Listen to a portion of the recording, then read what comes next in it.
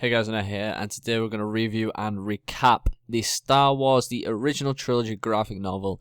Now this is actually a canon version, or in the new canon, set in the new canon version, despite the fact that there is a graphic novel based upon all the original trilogy. That's no longer regarded as canon, even though despite it's probably the exact same story that this one is. So this is very new. It came out very recently. I've just got around to quickly reading it. It's something like 200 odd pages. It encompasses all of the three original trilogy movies: New Hope, Empire Strikes Back, and Return of the Jedi. Overall, I like the art style. I think the art style is really good. I think this is more directed and aimed at kids. The art style is very cartoony. At times though, there's like some detail, especially I remember in Jabba's palace specifically. There was bits where Jabba looks like pretty decent. Some of the background is very well detailed. Like some of the random stuff added into the background. It's essentially just the original trilogy. There's nothing really new to take from it. There's no like added stuff. There's no like things that would have been deleted scenes but regarded as canon that are thrown in. From the novels, for instance, like in The Force Awakens, within the novel, there's like extra stuff in it that's not in the movie. However, it's in deleted scenes, which is regarded as canon. There's none of that sort of going on in this comic, where a deleted scene from the movie is in the comic. It's just straight up the movie's comic form. Obviously aimed and directed at kids. There's nothing really anything new to be learned here. It's cool to look at. It's cool to skim through and just look at the cool art style. It's pretty. I actually really enjoy the art style.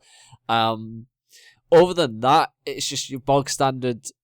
It's just the bog standard movies. There's not really much to add to it. It's just interesting.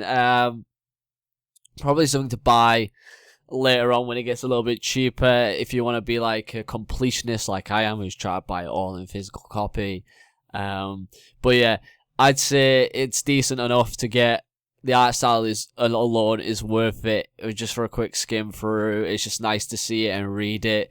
It sort of summarizes and shortens up certain scenes. A lot of the iconic scenes in the movies are also present within it. It looks and then they're pretty decent. Like the one-page panel where Luke finds out that Darth Vader is his father. The Jabba's Palace Rancor fight has a whole full one-page spread. It's good.